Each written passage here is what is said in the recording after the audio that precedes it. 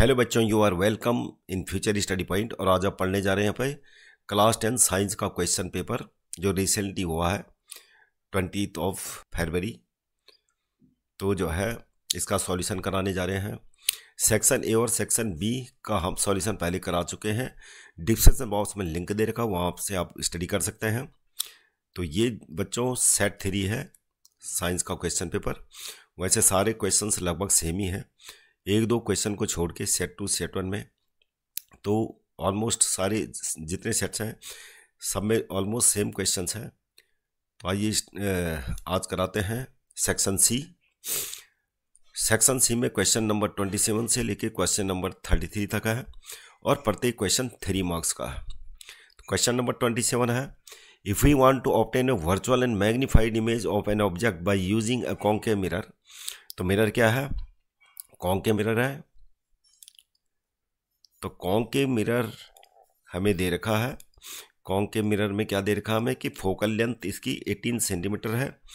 तो concave mirror में focal length क्या होती है? हमेशा माइनस में होती है, -18 सेंटीमीटर लिख लेंगे।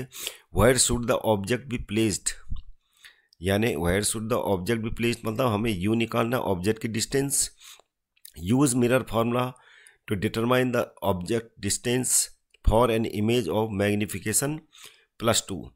और मैग्निफिकेशन हमें दे रखा इक्वल टू +2। तो यहाँ पर जो है मैग्निफिकेशन का फॉर्मूला क्या होता है? m = -v/u मिरर के केस में। तो यहाँ पर जो है +2 है -v/u। तो जाहिर सी बात है कि m = कॉन्केव मिरर में m = +2 का मतलब है कि जो इमेज फॉर्मेशन होगी वो क्या होगी? पॉजिटिव साइड में होगी, यानी मिरर के बैक एंड में बनेगी। तो इसलिए v = क्या होगा? हमेशा पॉजिटिव होगा। तो यहाँ पर जो है v = यानी -v = u। तो v = हमेशा क्या होगा? पॉजिटिव होना चाहिए। = यहाँ पर हम फिलहाल -2u रख लेते हैं। v = 2u हो गया। तो यहाँ पर अब मिरर फार्मूला अप्लाई कर लेते हैं। 1/f = 1/v + 1/u। तो यहाँ पर क्या हो जाएगा? v की जगह में रख लेते हैं -2u प्लस में 1/u। तो ये हो जाएगा f और ये हो जाएगा हमारा f कितना है? f है हमारा -18। तो ये हो जाएगा हमारा कितना? 2u -1 + 2 1/2u। तो ये क्या हो गया? -1/18। तो ये हो जाएगा 2u = -18। तो u = कितना हो जाएगा? -9 सेंटीमीटर। तो ऑब्जेक्ट को कहाँ रखना पड़ेगा? -9 centimetre distance away from the pole of the mirror. तो ये आंसर आ गया। और जब u = -9 सेंटीमीटर आ गया तो v = कितना हो जाएगा? -2 × u -9 कितना हो गया? ये 18 सेंटीमीटर हो जाएगा। तो यहाँ पर अगर जस्टिफिकेशन की बात कर रहा है तो m = क्या होगा? -v/u होता है। और -v कितना है? 18 और u कितना है? -9। तो कितना आ रहा? +2। ये हमारा जस्टिफिकेशन हो गया। Question number 28, name and describe the most widely used method for refining impure metals. तो इम्प्योर मेटल्स को कैसे करके रिफाइन करने का सबसे जो कॉमन मेथड है वो क्या है? Electrolysis. As an example suppose करो कि हम कॉपर का रिफाइनिंग कर रहे हैं। तो इसके लिए क्या क्या रिक्वायरमेंट है? एक तो इम्प्योर कॉपर एनोड चाहिए, जिसका एनोड बना होना चाहिए। प्योर कॉपर कैथोड होना चाहिए और डीसी पावर सोर्स। अब हमने यहाँ पर क्या कर दिया? ये इम्प्योर क्या है? कॉपर है। और ये क्या है, प्योर कॉपर है, प्योर कॉपर। और ये जो है ये क्या है, इलेक्ट्रोलाइट्स है, इलेक्ट्रोलाइट सॉल्यूशन जो किसका है, कॉपर सल्फेट का हमें बनाना पड़ेगा, मतलब कि कॉपर सल्फेट इसमें यूज़ करना पड़ेगा क्योंकि कॉपर का रिफाइनिंग करना हमें। इसमें हल्का सा क्या करना है, डाइल्यूट सल्फ्यूरिक एसिड भी ऐड करना है ताकि आयनाइजेशन क्या हो, जल्दी हो,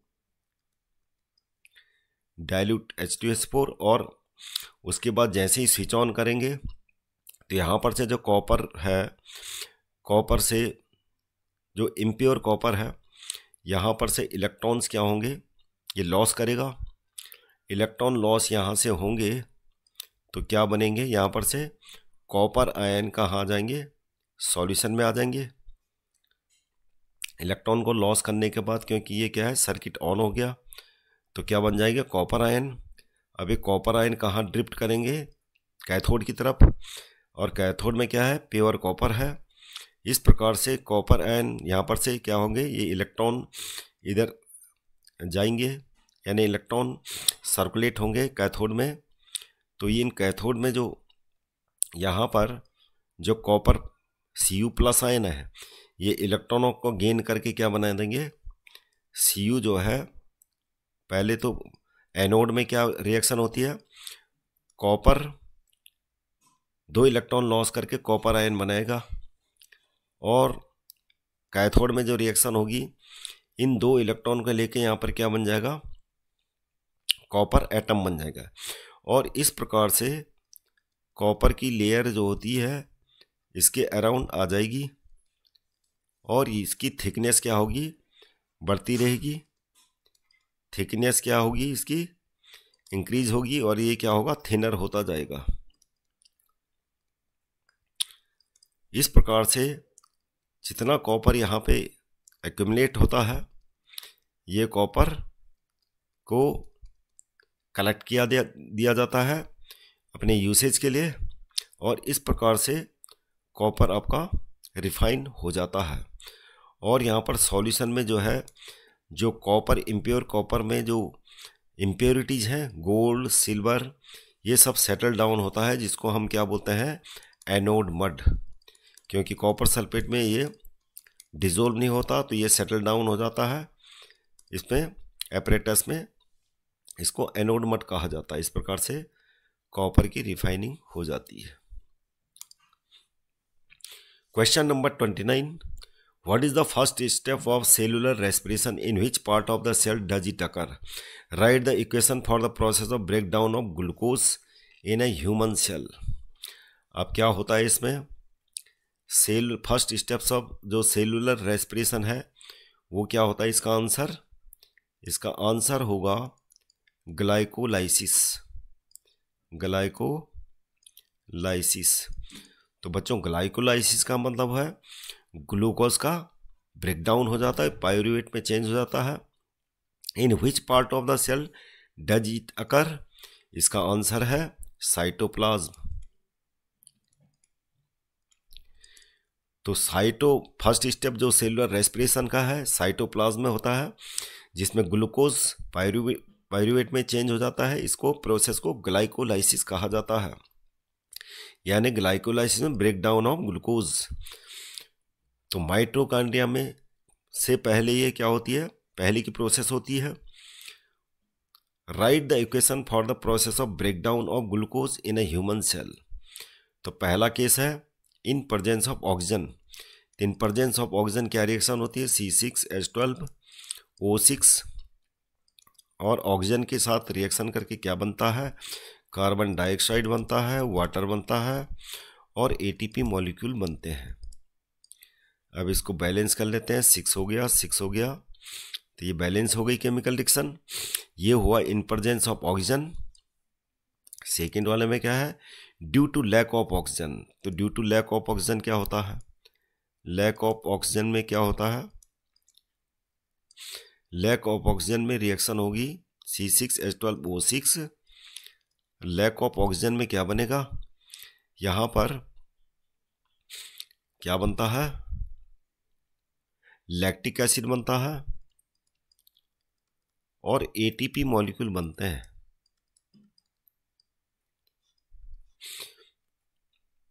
तो ये लैक्टिक एसिड दिखा देना, इसमें कार्बन डाइऑक्साइड, ना तो कार्बन डाइऑक्साइड बनती है ना वाटर बनता है, बस लैक्टिक एसिड और एटीपी।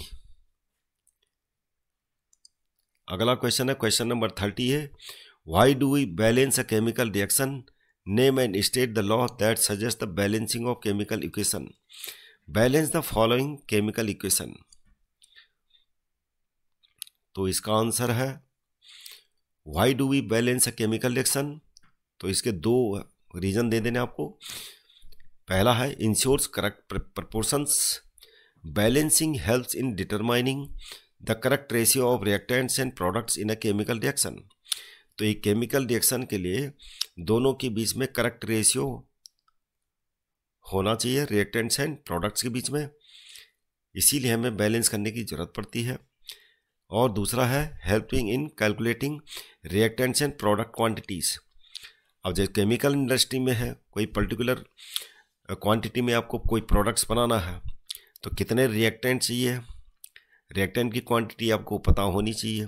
तो इस चीज़ को बोलते हैं स्टोकियोमेट्रिक कैलकुलेशंस, कि कोई पर्टिकुलर अमाउंट का प्रोडक्ट्स बनाना है आपको, तो कितने रिएक्टेंट चाहिए, किस क्वांटिटी में चाहिए, ये इसको सब क्या बोलते हैं, स्टोकियोमेट्रिक calculations.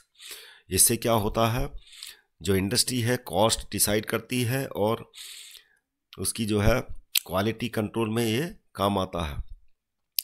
allowing us to predict how much of each substance is needed or produced। और इस लॉ का नाम है the name of law that suggests we must balance a chemical equation is the law of conservation of mass। तो जो reactants का मास है और प्रोडक्ट का जो मास है, ये दोनों क्या होने चाहिए, इक्वल होने चाहिए। अब हमें क्या करना था, इसको बैलेंस करना था। तो रिएक्शन क्या है, जिंक H3PO4 Zn3 PO4 का होल ट्वाइस प्लस H2। तो यहाँ फास्फोरस के कितने हैं, 2 हैं, तो यहाँ 2 लिख लेते हैं। अब देखते हैं कि बैलेंस हुआ। हाइड्रोजन के यहाँ 6 हो गए, तो ये 3 रख लेते हैं। अब जिंक का देख लेते हैं, जिंक के 3 हैं यहाँ, तो ये 3 रख लेते हैं। इस प्रकार से केमिकल रिएक्शन हमारी बैलेंस हो गई। Define a precipitation reaction, give its example and also express the reaction that occurs in the form of balance chemical equation. तो इसका आंसर होगा प्रेसिपिटेशन रिएक्शन क्या होती है। A precipitation reaction is a type of chemical reaction in which 2 soluble substance, usually aqueous solutions, react to form an insoluble solid called a precipitate। This precipitate separates out from the solution as a solid। तो precipitation reaction उसको बोलते हैं जिसमें 2 aqueous solution आपस में अलग अलग chemicals के रिएक्शन करते हैं और एक सॉलिड बन जाता है जो सेटल डाउन हो जाता है बॉटम में, उसको प्रेसिपिटेशन रिएक्शन कहा जाता है। और इसका एग्जाम्पल है when solution of silver nitrate और sodium chloride are mixed, insoluble silver chloride is precipitated. तो यहाँ पर सिल्वर नाइट्रेट है और सोडियम क्लोराइड, दोनों की रिएक्शन के बाद क्या बनता है, सिल्वर क्लोराइड। ये क्या है, ये प्रेसिपिटेट हो जाता है। तो ये प्रेसिपिटेशन रिएक्शन का एग्जाम्पल है। अगला क्वेश्चन है what are decomposer, give 2 examples, state how they maintain a balance in an ecosystem. तो डिकम्पोजर किसको बोलते हैं, डिकम्पोजर एक्चुअली में वे तो जो बैक्टीरिया होते हैं, माइक्रोब्स होते हैं। तो decomposers are organism that break down dead plants, animals and organic matter into simpler substances. जितने भी बायोलॉजिकल वेस्ट हैं, रिमाइंडर्स हैं, ये सारा अल्टीमेटली सॉइल में मिल जाते हैं। तो सॉइल में कौन मिलाता है इनको, इनको मिलाते हैं माइक्रोब्स, जिनको डिकम्पोजर्स कहा जाता है। They play crucial role in ecosystem by recycling nutrients back into the soil, making them available for plants। और इसका एग्जाम्पल दे देना आपको, जैसे कि राइजोबियम है। राइजोबियम कहाँ होता है, सॉइल में होता है। ये एक ऐसा बैक्टीरिया है जो डेड प्लांट, जो रिमाइंडर्स होते हैं, डेड प्लांट हुआ, convert them into nitrogenous compounds, और इनको क्या करता है, रिमेन्स, और जो नाइट्रोजन होती है एटमॉस्फेरिक, उसको नाइट्रोजीनियस कंपाउंड्स में चेंज कर लेता है, which are then absorb by plants to produce proteins. और दूसरा एग्जाम्पल है fungi such as Aspergillus break down dead organic matter into simple nutrients like phosphorus which plants absorb to support their growth। और phosphorus भी क्या होता है, ये भी जो है ग्रोथ में पार्टिसिपेट करता है। तो इस प्रकार से आपको ये दो एग्जाम्पल दे देने थे। Question number 32, define the term potential difference between 2 points in an electric circuit. तो इसका आंसर होगा, अब पोटेंशियल डिफरेंस क्या होता है, V इक्वल टू W/Q। अगर हम Q equal to 1 coulomb charge put कर दें यहाँ पे तो क्या हो जाएगा, V इक्वल टू W। इसका मतलब क्या है कि पोटेंशियल डिफरेंस जो होता है, potential difference is work done on unit charge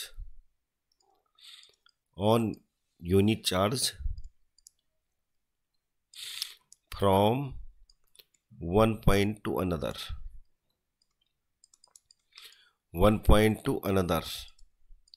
इसको क्या बोलते हैं, potential difference. Name and define it's SI unit. तो SI यूनिट क्या होती है, इसकी वोल्टेज होती है। Also express it in terms of SI unit of work and charge. इसको एक्सप्रेस करना है तो V इक्वल टू यानी वोल्टेज इक्वल टू क्या हो जाएगा, W यानी जूल, और Q का मतलब coulomb. Also express it in terms of SI unit of work and charge. तो ये हो गया जूल पर कूलम, इसको बोलते हैं voltage. Question number 33, State 2 limitation of electrical impulses in multicellular organism. Why is chemical communication better than electrical impulses as a means of communication between cells in multicellular organism?